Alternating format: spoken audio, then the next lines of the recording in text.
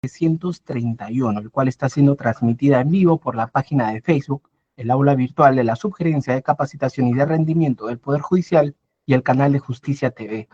Hoy tenemos el privilegio de contar con la participación del doctor Alonso Raúl Peña Cabrera Freire, con el tema denominado Análisis sustantivo de la flagrancia delictiva a la luz de la doctrina y la jurisprudencia. Este es un tema escogido a propósito de la creación y funcionamiento del Sistema Nacional de Justicia especializado en flagrancia delictiva.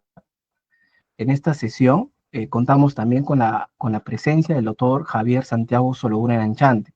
Él es miembro de la Comisión de Capacitación de esta Corte Superior Nacional, es juez especializado de esta Corte Superior Nacional de Justicia Penal Especializada, quien nos va a poder dedicar unas palabras en bienvenida. Lo escuchamos, doctor Javier. Buenas tardes, muchas gracias. Y agradecer también la presencia del doctor Alonso Raúl Peña Cabrera Freire, en nombre del señor presidente de la Corte Superior Nacional, Hans Contreras Buscano, y el presidente también de la Comisión de Capacitación, el doctor César Saguanay Calcín. Es importante hoy la intervención de nuestro invitado, el doctor Alonso Raúl Peña Cabrera Freire, con su vasta experiencia. Hoy nos va a ilustrar sobre el tema de actualidad, como acaba de señalar Alexis, sobre el análisis sustantivo de la flagrancia delictiva, a la luz de la doctrina y la jurisprudencia. Hoy que está en boga, ¿no?, este tema sobre la flagrancia. Bien, sin más que decir, ya podemos dar inicio, Alexis, a la exposición. Muchísimas gracias, doctor Javier. Bien, continuando entonces con esta dirección conferida, corresponde ahora realizar una breve presentación de la trayectoria académica del doctor Alonso. Alexis, te rogaría que sean solamente 2 o 3 cosas muy puntuales. Gracias, disculpa más bien. No, sí, el doctor Peña Cabrera es abogado por la Universidad Nacional de San Agustín, tiene estudios de posgrado en Derecho Procesal Penal por la Universidad de Castilla-La Mancha, en Toledo, España, es magíster en Ciencias Penales por la Universidad Nacional de Mayor de San Marcos, es máster en Derecho Penal Constitucional por la Universidad de Jaén, en España, es doctor en Derecho por la Universidad Nacional de Piura, e incluso ha recibido el grado de doctor honoris causa por la Universidad Andina Néstor Cáceres Velázquez, la Universidad Nacional de la Amazonía Peruana, la Universidad Nacional Emilio Valdizán y la Universidad Nacional de Piura. Sin lugar a dudas, es un gran ponente que tenemos el gran honor de hoy día escuchar y poder recibir la disertación de su tema escogido. Sin nada más que decir, le cedo este espacio al doctor Alonso. Doctor, lo escuchamos. Muchas gracias a todos. Les agradezco, señor Alexis, amigo Alexis, doctor Javier Santiago Sologun Enanchante, de la Sala Penal Nacional, en esta cátedra de los jueves que hemos tenido oportunidad de participar anteriormente. Y vamos finalmente a dar un análisis, tal vez no más profundo, no tan profundo como quisiéramos por el tiempo que tenemos. Pero creo que justamente con esta unidad de flagrancia que se ha generado a través del Poder Judicial, resulta importante que los operadores jurídicos, jueces, fiscales, policías, abogados, todos, la comunidad jurídica en su conjunto, puedan tomar conciencia o consideración, disculpen, de los aspectos fundamentales de una institución de esta naturaleza. Una institución de esta naturaleza tiene un impacto, una gravitancia importantísima en el actual estado de cosas criminológico del Perú, en el sentido de que la gran cantidad de hechos criminosos que se cometen en las zonas rurales y urbanas en todo el extenso y ancho de nuestra geografía nacional y que nos ilustra todos los días y nos pone a la luz una gran cantidad de figuras o hechos luctuosos que se cometen dentro y fuera de las casas, dentro de lo que es la violencia familiar, la violencia de género, lo que es la inseguridad ciudadana, robos, secuestros, extorsiones, por doquier.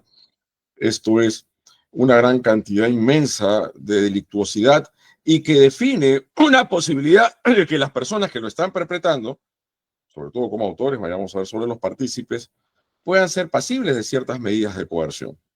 Entendemos perfectamente de que el delito, esa acción o omisión típica penalmente antijurídica, tiene un grado de ejecutabilidad. Esto es, tenemos que hacer ese análisis y desarrollo de un aspecto sustantivo, obviamente gran cantidad de reformas que se han producido en los últimos tiempos en el Perú, de lo que significa el iter criminis. Y eso nos puede llevar, obviamente, a hacer un cotejo con lo que el artículo 259 del Código Procesal Penal ha regulado con respecto a la flagrancia. Una cosa es, obviamente, la flagrancia delictiva y otra cosa es la detención de la flagrancia delictiva. De las personas que están con las manos en la masa, sin flagranti, quemando, ardiendo en llamas, y hay una percepción directa y una visualización de los órganos policiales para intervenir a esta persona. Entonces decía que esto es importante a efectos de ponernos en sustancia y en un contexto de sustancialidad de cómo es que podemos concatenar el tema de la flagrancia delictiva desde el marco de la sustentabilidad, de la sustancialidad, disculpen, de las figuras criminosas, de cómo es que se han regulado y cómo tenemos tantas figuras delictivas unas y otras, y vayamos a ver esa primera apreciación que puede tener el operador policial a efectos de llevar a alguien a una detención en flagrancia. Sabemos todos nosotros, conforme a nuestro orden jurídico constitucional, la regla es que la detención de una persona sea estrictamente consecuencia o resultado de una resolución judicial debidamente motivada, adoptada por el juzgador competente. Pero a toda regla existe la excepción, pero estas excepciones en los estados de inseguridad ciudadana, pues cada vez se vuelven más recurrentes ante la situación que vive el Perú. Y el artículo 166 de la Constitución Política del Estado habla y acota y prescribe que la policía tiene por función combatir y prevenir toda forma y manifestación de delincuencia. Ese es intervenir directamente. Porque es el fundamento de la flagrancia delictiva. Hay que encontrarlo en lo siguiente. Y obviamente su aprehensión policial. Primero, en esta suerte de protección de la policía, del orden y la seguridad pública, un bien jurídico de alcance supraindividual, macrosocial o colectivo, digno de tutela por el derecho penal. Y obviamente que tiene su consagración constitucional. A su vez, poner a buen recaudo a quien estaría cometiendo o acabando de cometer, dentro de las tres tipologías de la flagrancia, y cuáles son de estas las que realmente podemos llegar a concatenarla con el iter criminis, y cómo significó también de esto de parte de la Corte Suprema en unos acuerdos plenarios al respecto para incoar el proceso inmediato. Y también para poner a buen recaudo las evidencias de la comisión del hecho punible, y también tiene una finalidad de evitar que se siga afectando bienes jurídicos de las personas, de cualquier ciudadano y de la misma policía, de sus propios integrantes. Este es el fundamento político criminal de la flagrancia delictiva conforme la Constitución Política del Estado, ¿no? Entonces hablamos de ese iter criminis, ese comportamiento humano que puede ser por acción o omisión. Vayamos a ver una modalidad omisiva, a partir de cuándo podríamos hablar de flagrancia, cuando no realiza la conducta que está obligado a realizar por la ley, cuando tiene la calidad de garante. Entonces, identificar esa fase interna y esa fase externa. Y hay una casación muy ilustradora que es la 37/2018 Cusco, la ideación, resolución y deliberación.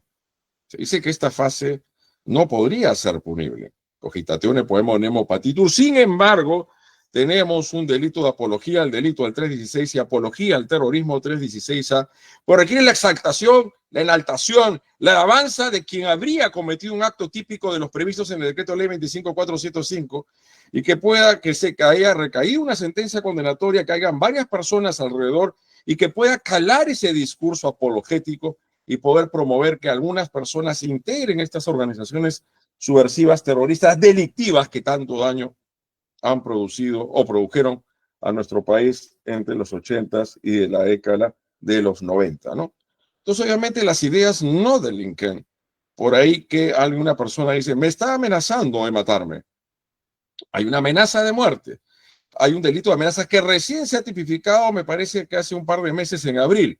Una amenaza cierta y probable de que pueda afectarse un bien jurídico, pero la amenaza de muerte como tal no significa una tentativa de homicidio, ni asesinato, ni parricidio, ni el delito de feminicidio. Lo otro, vayamos a ver si es que una amenaza sistemática, permanente de una persona a otra, sobre todo cuando viven juntos, un anexo de parentesco, una relación de parentesco, pueda provocarle afectación psicológica, y si es que realmente podemos estar ante una flagrancia por la modalidad de violencia psicológica, entendiendo que no solamente tenemos que ver el disvalor de la acción, sino también el resultado. Que se realice el comportamiento que supere el riesgo no permitido, y segundo, de que se haya afectado la psique de esta persona, su integridad emocional. Lo otro es ya entrar a los actos preparatorios, ¿no? estos actos preparatorios importantes que significa que en su generalidad no son punibles, pero sin embargo, en codificaciones penales como la peruana, y donde obviamente se ha ido extendiendo cada vez más las barreras de intervención del jus puniendi estatal, es que han sido objeto de penalización los actos preparatorios, lo que era ya la posesión de insumos químicos fiscalizados para la versión de sustancias prohibidas, la posesión de dragas, dinamitas u otros para la realización de actos típicos de minería ilegal, lo que significa este delito del 317B de la parte especial, del Código Penal de la parte especial, que tutela la seguridad y la paz pública, que se llama delito de reglaje o marcaje. Ese delito del 317A significa un acto preparatorio de un robo, de un secuestro, de una extorsión, ¿no? Que por motivos político-criminales de reforzar la protección punitiva de ciertos bienes jurídicos es objeto de tutela punitiva, ¿no?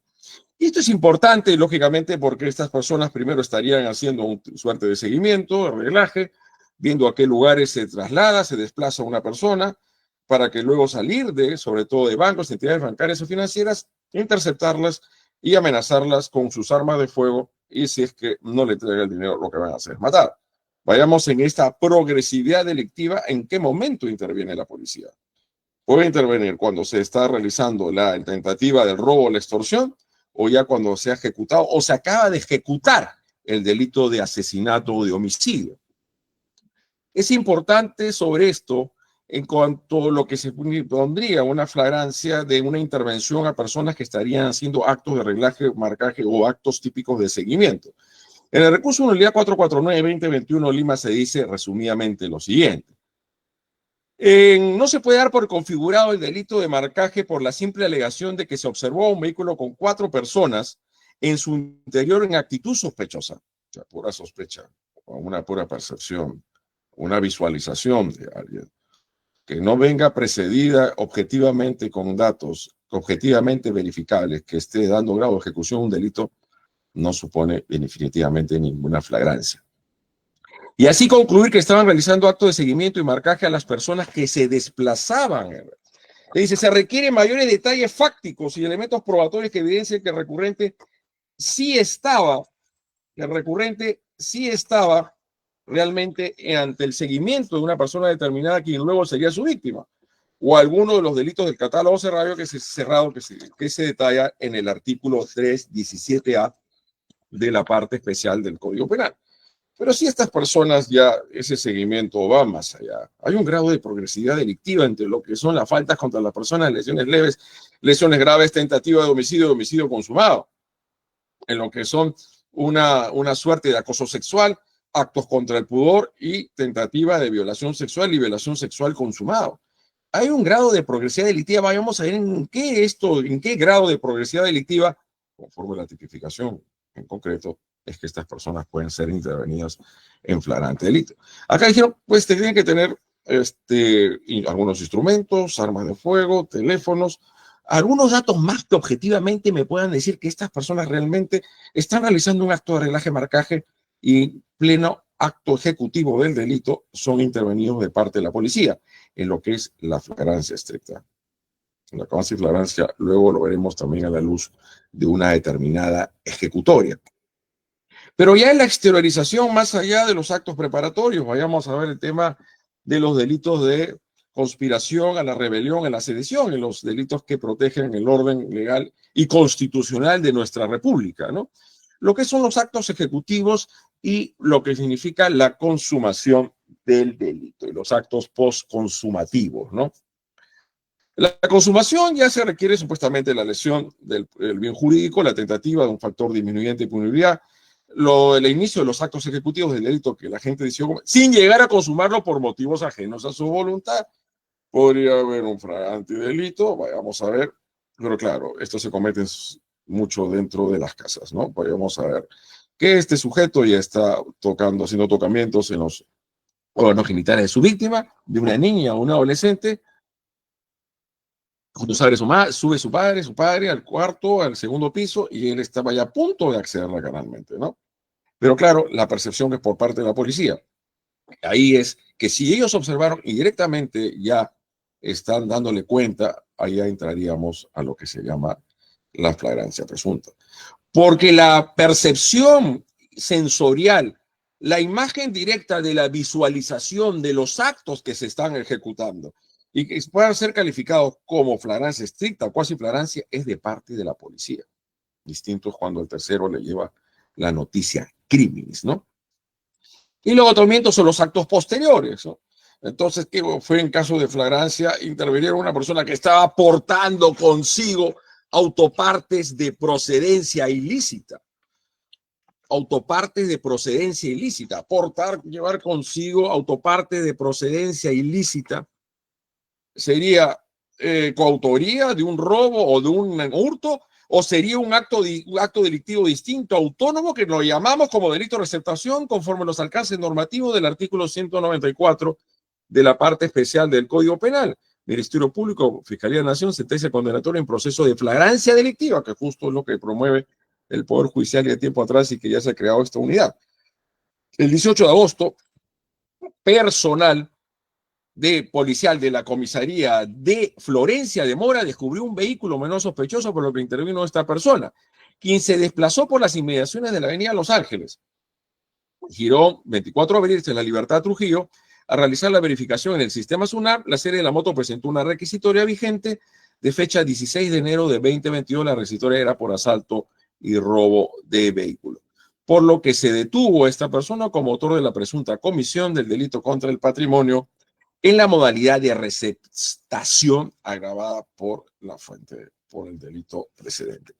Lógicamente es importante que esa percepción del delito o notorio o evidente tenga una calificación que va a ser provisoria. Primero va a ser por parte de la policía, pero quien realmente determina la calificación jurídico-penal de los hechos es el Ministerio Público.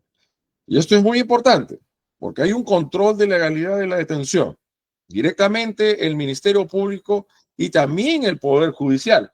Por eso que, como en su momento lo sostuvimos, es un total despropósito esa reforma que se produjo en los alcances normativos del artículo 418 en la parte especial del Código Penal de prevaricato, de decir que prevarica el juez o fiscal que libera a una persona que ha sido intervenida en flagrancia delictiva por un delito que tenga una prognosis mayor a los 5 años. Eso sí lo hemos dicho.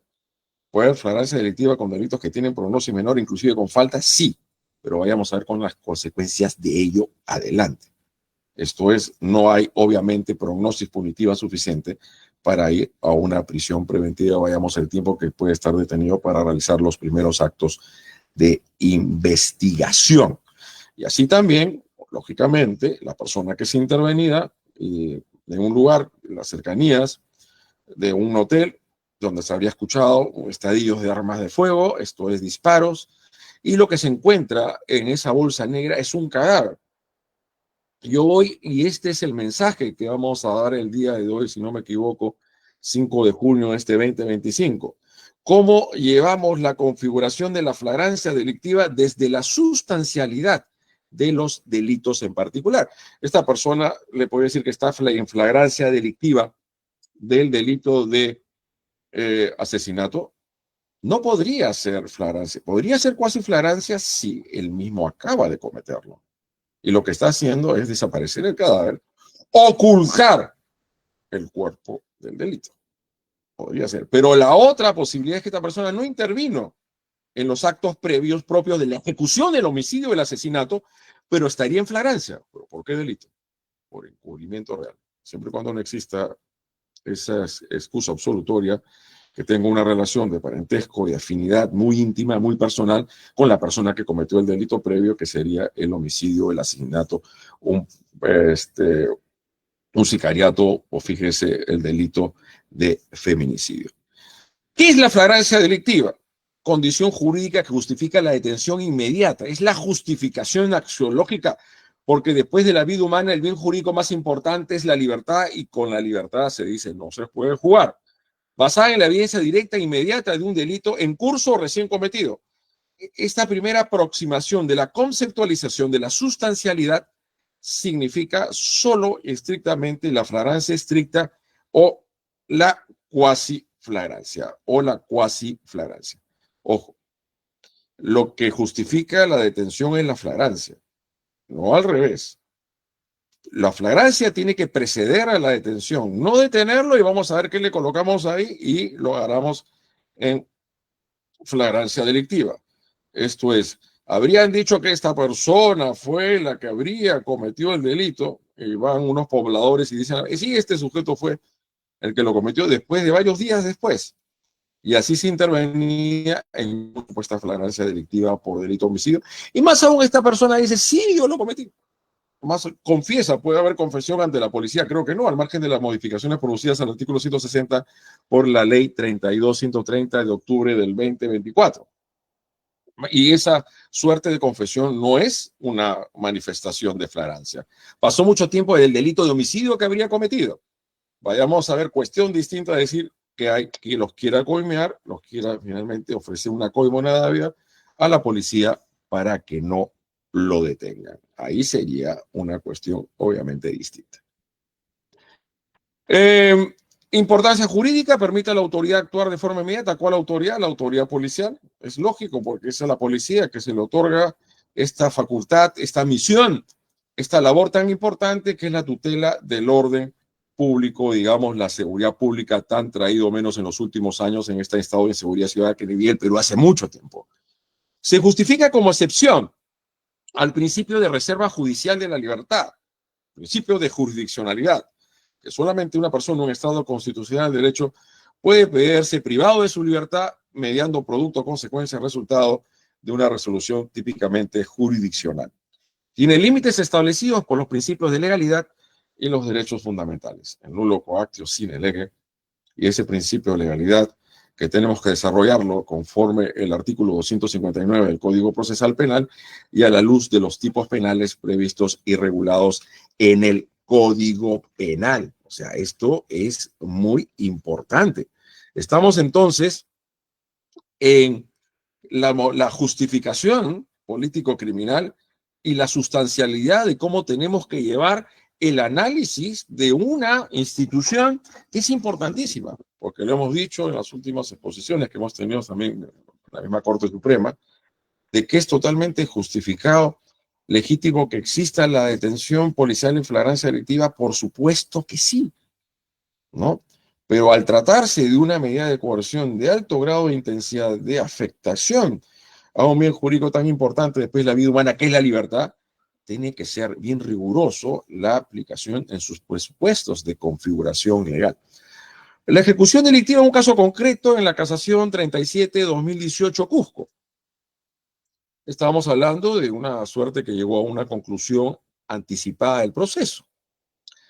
La postulación era la tentativa por parte de la defensa, efectuó un control de calificación jurídica al momento de emitir sentencia, desestimando porque no existió, dijo, flagrancia delictiva en referencia a una intervención durante la ejecución del delito, durante el intercrímenes. Los actos típicamente ejecutivos, ¿cuál sería? La flagrancia estricta.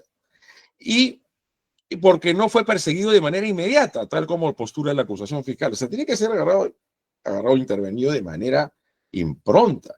Creo que esa nexo de inmediatez y nexo personal, o relación de inmediatez o relación personal, constituyen dos parámetros importantísimos en la flagrancia delictiva, donde uno de ellos puede finalmente diluirse de cierta manera cuando hablamos en la flagrancia presunta. Lo que resalta es la existencia de un control de legalidad confrontando la postulación y la propuesta fáctica, los hechos en materia de incriminación, que va a hacer realizarse un proceso de subsunción típica. En segunda instancia, el colegiado superior asumió una posición restrictiva y señaló que al haber aceptación de los cargos propuestos, carece de mayor relevancia y un mayor análisis, creo, por más que esta persona acepte, y más aunque no tenga un muy buen abogado que, digamos, los jueces, la judicatura y las juezas tienen que hacer un control de legalidad en cuanto a un correcto proceso de solución típica, y esto no significa reemplazar o sustituir al órgano persecutor del delito, esto es a él o la representante del Ministerio Público. No debe confundirse, dice, el momento consumativo del delito de robo con la flagrancia, pues en esta última está orientada a justificar la intervención de una persona por su vínculo personal y vinculación personal y temporal con el delito y eventualmente podrá coincidir con la tentativa, pero no en todos los casos. Así lo dice acá. La postulación, disculpe, no, esta intervención no fue inmediata, sino posterior, luego de la búsqueda por parte del personal policial, quienes fueron informados de lo sucedido por el conductor del vehículo que prestaba servicio de taxi, por lo que, asumiendo los criterios de esta Corte sobre el momento consumativo del delito, sexto, considerando la presente ejecutoria, al haberse perdido de vista al acusado por un intervalo de tiempo, este estuvo en disposición potencial sobre el bien, pudiendo realizar con ella lo que desee sin intromisión de un tercero. Dentro de los acuerdos plenarios primeros que realizó la Corte Suprema cuando se incorpora el artículo 301-A al Código Procesal Penal, fue la consumación en el delito de robo. Y obviamente eso lleva a muchas lecciones al respecto, que no es con propiamente el arrebato, con el apoderamiento de la cosa, del objeto material del delito, sino asumió la Corte Suprema la teoría de la disponibilidad. Esto es ya tener un tiempo más que suficiente para poder disponer, porque tanto el hurto como el robo dice para obtener un provecho, que significa un elemento subjetivo de naturaleza trascendente ajeno al dolo, para la consecución de una finalidad que va más allá del dolo de la conciencia y voluntad de realización típica que tiene como elemento subjetivo el agente. Pero muchas veces, obviamente, la policía interviene a estas personas ni bien acaban de ejecutar, o mejor dicho, no tienen aún la posibilidad de disponer del objeto material del delito y sería una tentativa. Lo que significa también, a su vez, que es un factor disminuyente de punibilidad, no se aplica el sistema del tercio, sino escalonado, igual tiene que reducirse prudencialmente la pena. Hay un cálculo matemático que no tengo ahorita en la mente. Pero esto es importante a decir en orden a establecer en qué etapa del iter criminis se le intervino a esta persona. Esto es, cuando está desapoderando los bienes, realizando actos típicos de violencia, amenaza, el robo. Ya tiene la cosa consigo, está ya desplazándose a otro lugar, está aún en tentativa, pero si ya es encontrado con un lugar donde ya puede aprovecharse del bien o objeto material, es consumación. Digo esto porque si la inmediatez personal, inmediatez temporal que reclama la flagrancia, pues por lo general va a ser en actos típicamente de tentativa o delito tentado, sea por el delito de robo o el delito de hurto, sobre todo en sus fórmulas agravadas. La tipología, clasificación doctrinaria y normativa, flagrancia clásica, stricto sensu, estos son los actos ejecutivos del delito, o consumándolo yo. Cuasiflagrancia, luego doy, si lo pierdes de la vista, ya no lo tienes, percepción dentro de una percepción directa a estas personas que acaban de cometer un delito, pues ya pierdes la cuasiflagrancia. Y si pierdes la cuasiflagrancia, ahí ya no tendrías la imposibilidad, conforme la Corte Suprema, el acuerdo plenario del 2016, poder proceder a la incoacción del proceso inmediato, ¿no? Del proceso inmediato. Esta cuestión es muy importante decir dentro de las casaciones, tanto de Lima Norte como Sullana, con respecto, no sé si era una tenencia ilegal de armas, sustancias, posesión de sustancias psicotrópicas con fines de comercialización, y lo que se refiere al delito de violación sexual, que la Corte Suprema dijo que se le había desviado de la prejurisdicción predeterminada por ley, había una observancia de ciertas garantías, y esto tiraba la nulidad de todo el proceso. No es que la persona era inocente, sino que no había sido sometido a la vía procedimental correspondiente, porque ante hechos que no constituyen ni flagrancia ni cuasiflagrancia, para la Corte Suprema no resulta válido o legítimo incoar el proceso inmediato, ¿no? Por eso se dice acá, cuando vemos la imagen de la persona, el malhechor, cada tipo tiene elementos característicos distintos, relacionados en el momento de la aprehensión, la evidencia y la huida. Propiamente ahí la flagrancia clásica, artículo 1.2, el delito está en proceso de ejecución, iter criminis o ha sido recién consumado, vamos a ver, es una cosa distinta. Una vez consumado, recién, el hurto, el robo, el secuestro, la extorsión, distinto es que luego de la consumación aparezca otro delito distinto. El autor es sorprendido y detenido en ese preciso momento. No existe fuga ni dilación en la intervención. Es de manera inmediata. Un ladrón sorprendido dentro de una tienda con objetos robados en la mano. La cuasiflagrancia, artículo 5, disculpen, inciso 15, estamos en 259, el autor fue visto cometiendo el delito por un tercero, pero logró huir, es perseguido y detenido inmediatamente después, no puede haber mucho tiempo integrado de haber transcurrido en que se produzca la intervención policial con las manos en la masa. Requiere dos condiciones clave. Primero, inmediatez personal, el autor es identificado directamente. Inmediatez temporal, la captura se da sin dilación tras el hecho, se da de manera inmediata y oportuna.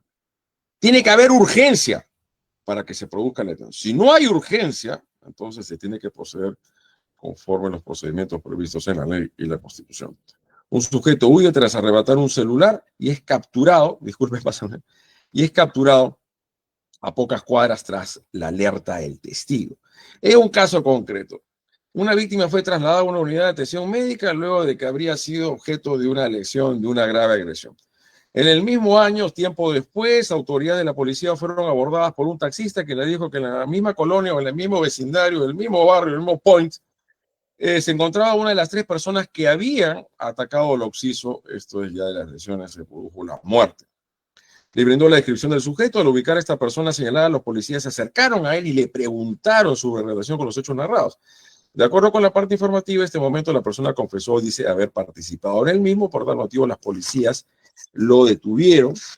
Estas son unas lecciones dentro de un manual que encontré en México y se dice al respecto lo siguiente, ¿no? En el caso del quejoso ni siquiera hubo una denuncia formal, a los cuales la sala responsable concedió un valor probatorio. Al preguntarle sobre su responsabilidad en la comisión del delito de homicidio, él simplemente lo aceptó. Con motivo de este reconocimiento, el quejoso supuestamente subió a la patrulla de los oficiales donde les habría ofrecido dinero a fin de no ser presentado ante el Ministerio Público. Con base a este hecho, se tuvo por acreditado el delito flagrante respecto al cohecho y, consecuentemente, se validó su detención. Y se dice, señalamiento informal de una persona que por el azar se reencontró con quien identificó de punto, sí, seguro esta persona fue como homicidio, es claramente un elemento insuficiente para actualizar una detención. Un señalamiento con un grado de imprecisión semejante no puede ser considerado un elemento apto en sí mismo para justificar una detención. No puede ser datos inciertos, ¿no? Datos que requieren de cierta comprobación, porque en la flagrancia hay una percepción evidente, notoria, directa de los hechos que se están ejecutando. Hay una percepción actualizada de los hechos, no cuestión distinta que te cuentan algo que ha sucedido tiempos anteriores. Esta es la flagrancia presunta, no hay detención en el acto ni persecución inmediata. Vemos lo que puede suceder en una persecución policial.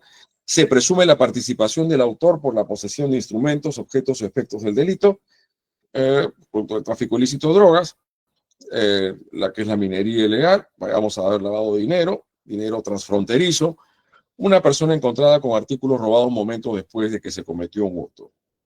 Esta es una cuestión, momentos después. Entonces dice, no hay detención en el acto ni persecución inmediata en el caso de la flagrancia presunta. Importante cuando se dice, una persona es encontrada con artículos robados momentos después de que se cometió un hurto, momentos después. Pero si la persona le entregaron y esta no participó en el hurto y el robo, como hemos dicho, sería el delito de aceptación. Vayamos a ver qué sucede con unos delitos de tenencia, como veremos filminas más adelante, ¿no? Siguientes, por favor. Lógicamente, una cosa es que una persona le encuentre en el aeropuerto Jorge Chávez portando en sus adherencias, en sus vestimentas personales, una gran cantidad de clorhidrato, cocaína, pasta básica de cocaína, etcétera. Y otra cuestión distinta, que le encuentren dinero en efectivo. Lo primero sería la flagrancia del tráfico y el segundo sería de lavado. ¿Son delitos de tenencia el primero? Sí, pero ahí sí se requiere urgente intervención de la parte de la policía porque esta persona ya se va a quitar, se va a fugar del país, porque va a ir a otro lugar donde se va a realizar, va a entregar el objeto material del delito para realizar los actos típicos de comercialización, que es la siguiente, por favor, la finalidad que persigue esta persona. Tengamos cuidado un poco de encontrarse en posesión de una persona Alijos de droga, pequeña cantidad, tal vez obviamente que tiene que estar dentro de los límites cuantitativos y cualitativos a la vez que se describe en el 299 de la parte especial del Código Penal, y no sea realmente, por lo tanto, un microcomercializador, sino sería un consumidor impune. Un consumidor impune. Esto es algo importante a decir. Cuando hablamos de la sustancialidad de la flagrancia delictiva, una acción o omisión típicamente penalmente antijurídica. Creo que lo debía haber dicho, siga por favor, pasando las diapositivas. Lo debía haber dicho antes, creo, porque estaba dentro del marco de desarrollo del análisis sustancialista de lo que significa la flagrancia delictiva. La acción o omisión típica penalmente antijurídica. Si yo tengo como fiscal evidencias notorias de que esta persona lo que hizo fue defenderse a él o a sus parientes más próximos, de que los eliminen o que los lesionen gravemente, y así esta persona disparó, sería una legítima defensa. Yo no puedo solicitar detención preliminar judicial o prisión preventiva sobre un hecho que pareciese que fue realizado de manera justificada, una legítima defensa, o ya propiamente lo de la misma policía, cuando en uso del arma reglamentaria, en el ejercicio de su función de cautelar la seguridad y el orden público, utilizan un arma de fuego, matan o hieren gravemente a alguien. Es una acción o omisión típica de homicidio, así como la legítima defensa, sí. O la señora que se defiende ante un sujeto que la quiere matar, su propio marido, su propio esposo, su concubino, su conviviente. Entonces, en ese caso, uno se hace la pregunta si es que resulta válido, legítimo solicitar medidas de coerción ante una persona que ha actuado premunido bajo una causa de justificación, sea una legítima defensa en un ciudadano común y corriente y un cumplimiento del deber en el caso de la policía. Y esto también pues al margen de las modificaciones que se han suscitado en los últimos tiempos en el país, en unos articulados del 292, 92A, 88 y otro por acá, que en el caso de las policías, efectivos policiales, sobre todo, no sé si incluyen los militares, no recuerdo bien en mi memoria, no se le puede solicitar ni detención preliminar judicial ni prisión preventiva. Pero no es que le pongas le pongas un estocado, mejor le pongas un muro, disculpen, lo sujetes al juez, a la jueza, le pongo, disculpe, una espada de Damocles, eso es lo que quería decir de un principio, al desarrollar una función de cierto grado de discrecionalidad. Pues serán las evidencias, no pruebas, porque en principio no se tienen pruebas, son evidencias. Son evidencias, y las evidencias son los que van a construir los elementos de convicción, ¿no? Entonces, yo creo que esto no pasa por una suerte de proscripción literal en un Estado constitucional de derecho donde jueces y fiscales tienen que tener un margen de discrecionalidad, sino la valoración que en cada caso en particular se dé tanto en particulares que estarían incursos en una legítima defensa, como en los policías que estarían incursos en algunos casos en lo que se llama el cumplimiento del deber, que también es una causa de justificación. Inciso 11, por lo tanto no se puede poner un cajón, una camisa de fuerza a la judicatura, es decir, que en todo caso que intervenga una policía y así de muerte a alguien, no puede dictar prisión preventiva o detención preliminar judicial, porque si está reducido esta persona, el supuesto agente del delito, y así el policía lo abate, lo asesina, ahí no hay cumplimiento del deber. Si está yéndose a la fuga y esta persona no está disparando a nadie, fue un hurto, es válido y legítimo que de frente el policía tire a matar. Hay un grado de progresividad. La última opción debe ser tirar a matar. Y para tirar a matar o disparar a matar es porque tiene que estar en riesgo la vida, la salud de un policía o de un ciudadano. Y eso decía con el caso que me olvidé de decirle sobre las persecuciones policiales. Porque puede ser que en un principio estas personas lo que han hecho es un robo. Han entrado a una entidad bancaria o financiera y han desvalijado todo el dinero que encontraron enfrente suyo. Redujeron a los miembros de seguridad privada. Ya se están dando la fuga y justo pasa la policía, pero estos obviamente no quieren entregarse, todo lo contrario, empieza la balacea, empieza el tiroteo, la persecución policial, y es ahí donde abaten algunos y otros son detenidos. La detención sería por la cuasi flagrancia del delito de robo o de extorsión, o ya propiamente por una tentativa de homicidio. por agravado por la calidad de la víctima, artículo 108A de la parte especial del Código Penal.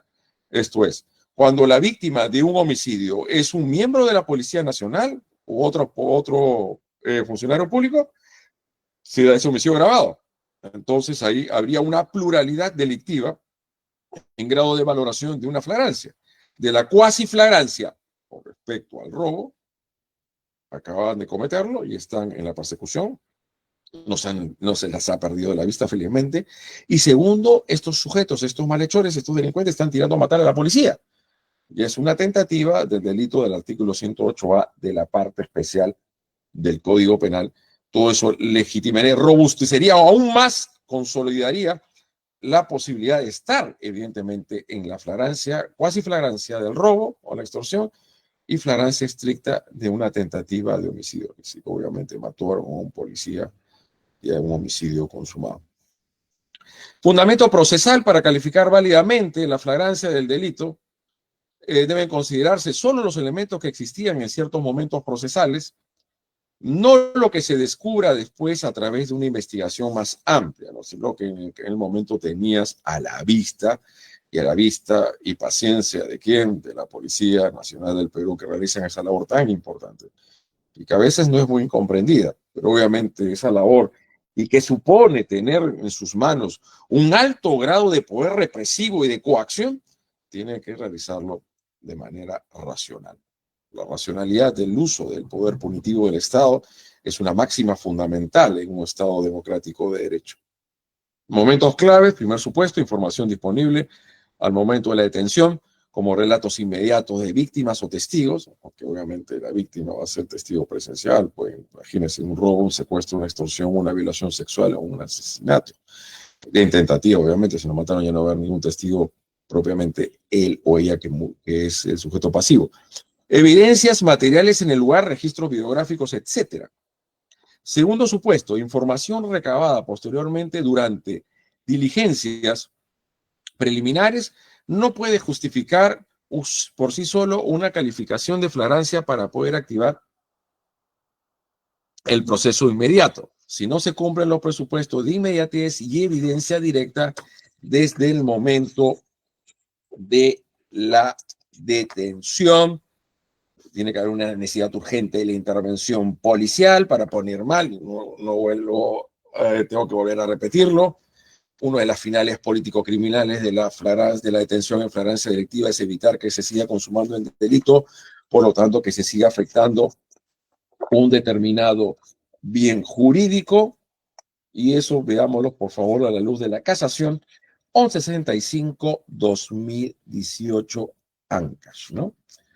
La inmediatez temporal y la inmediatez personal, vuelvo a reiterar, constituyen dos presupuestos, condiciones sine qua non de la flagrancia delictiva que legitima la detención policial. Flagrancia delictiva por un lado y por otro lado la detención policial. Siguiente, por favor.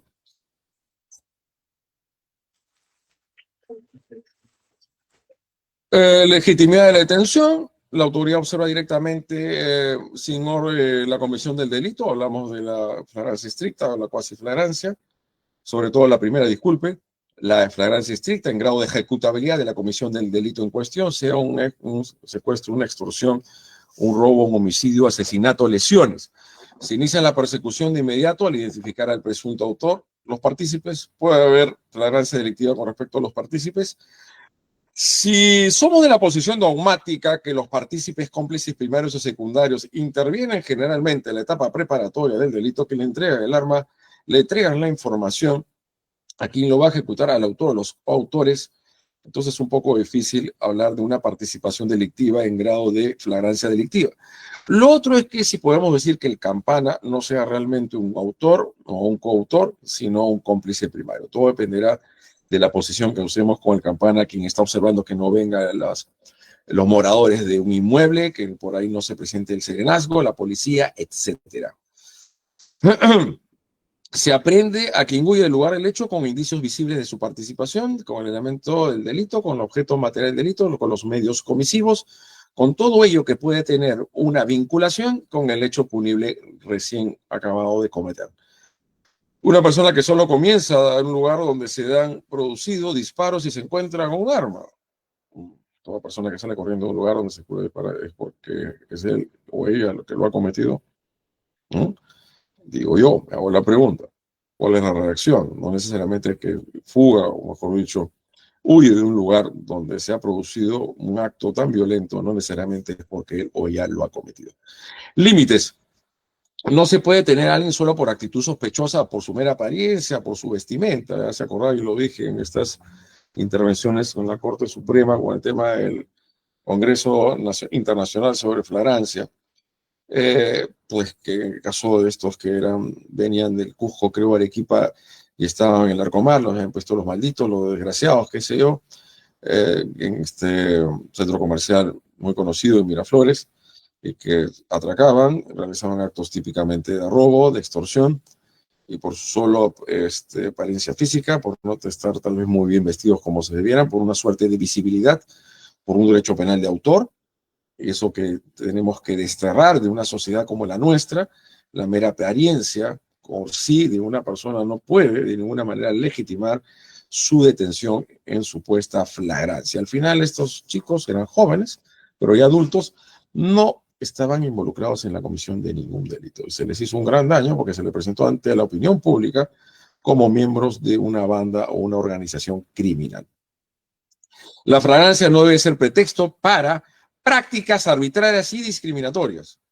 El hecho es lo que tiene que definir, no la apariencia de la persona. Cualquier persona se puede mostrar nerviosa ante una intervención policial. En su vida ha vivido una situación de esta naturaleza.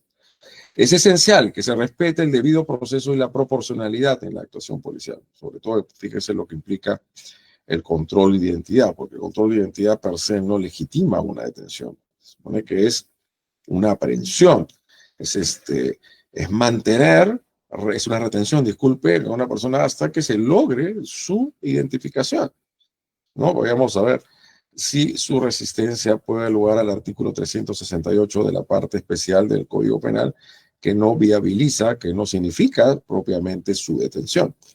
Porque no portar el DNI, hasta donde yo sé, no constituye delito, o si constituye delito no portar DNI. Obviamente es un documento por el cual se va a poder identificar sobre todas las personas que están requisitoriados. Entonces tengamos un poco de cuidado. Como siguiente, por favor, del control de identidad, podemos pasar a una detención en un estado de cosas arbitrario, dígase abusivo o ilegal. Este tiene que ver un poco el fundamento constitucional de la intervención sin orden judicial. El ingreso sin orden judicial a domicilio, el domicilio también es un derecho fundamental, lógicamente todo lo que estamos acá presentes, jueces, fiscales, etcétera. Sabemos perfectamente que los derechos fundamentales no son absolutos y no son relativos, pero el que sí es absoluto es la dignidad humana. Si al que se le ha intervenido, que supuestamente piensan que fue el que cometió un asesinato en las inmediaciones del término del lugar, y a partir de actos típicos de tortura lo hacen admitir el delito, no hay ninguna detención en flagrancia. Solamente lo vieron cerca del lugar, no hay más visibilidad que ello, no hay medio comisivo, no hay una vinculación directa con el hecho.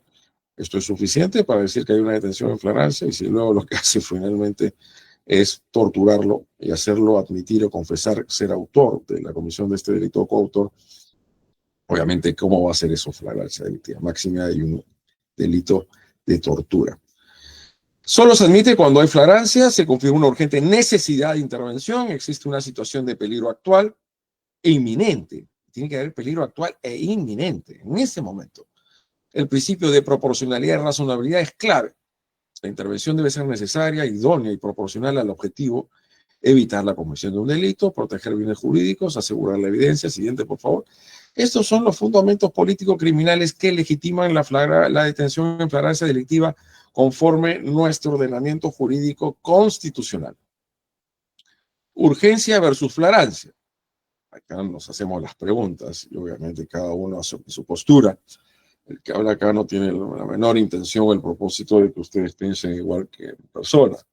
Cada quien asume su propia posición o postura, pero la cual tiene que tener una debida sustentación y sobre todo una fundamentación basada en los principios del orden jurídico constitucional.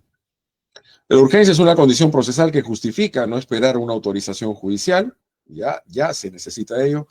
Refiere la flagrancia a una situación penal, el delito ocurre o acaba de ocurrir. Flagrancia estricta o cuasi flagrancia. Los delitos flagrantes, pero no urgentes, y delitos urgentes pueden no ser flagrantes.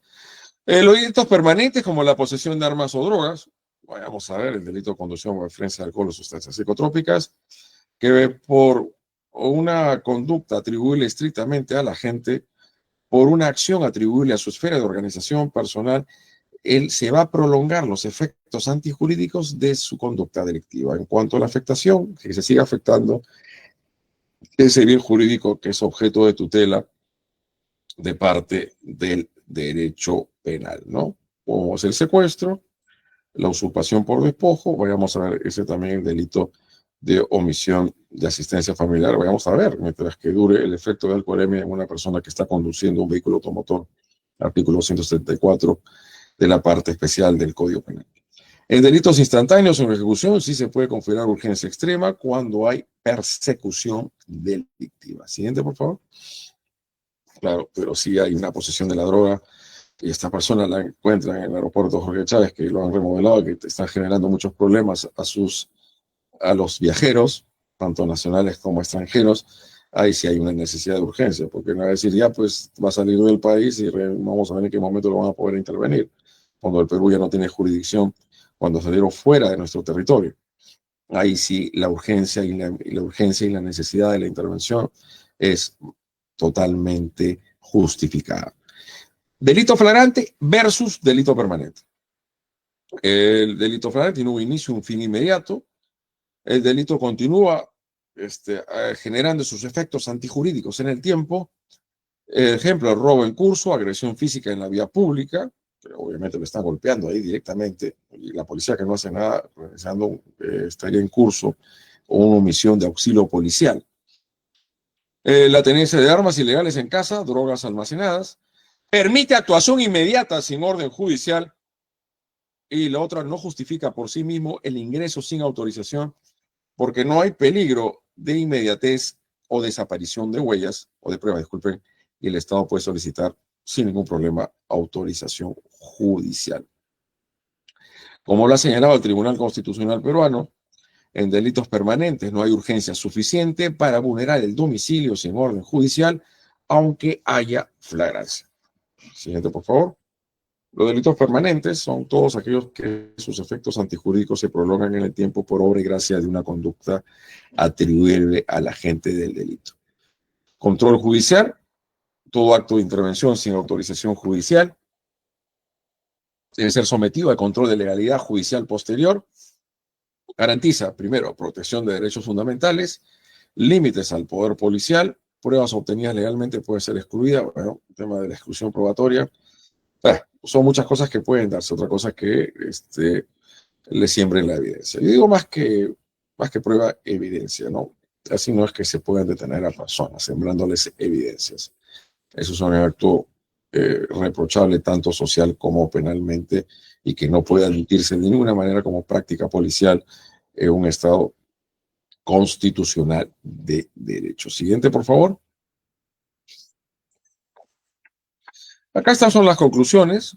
Vamos terminando entonces con la ponencia, siempre agradeciendo a la Sala Penal Nacional, la Corte Nacional, en este caso la cátedra de los jueves.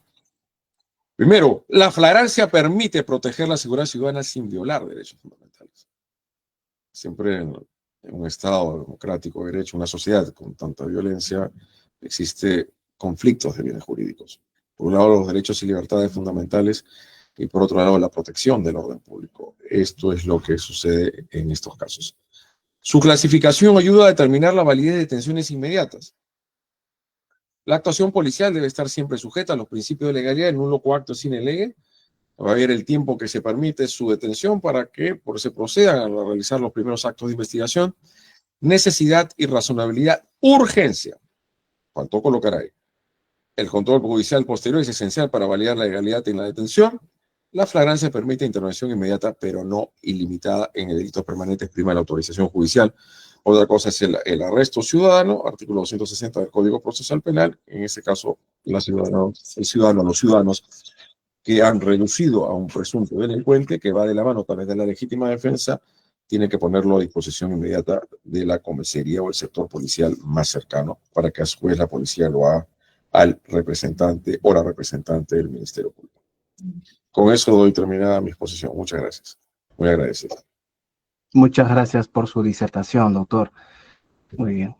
Informamos que la próxima cátedra será el jueves 12 de junio y se desarrollará a cabo la sesión número 332 a cargo de la doctora Verónica Boza Santaolalla, con el tema denominado Principales riesgos sectoriales en materia de lavado de activos, financiamiento del terrorismo y diagnóstico a nivel del país.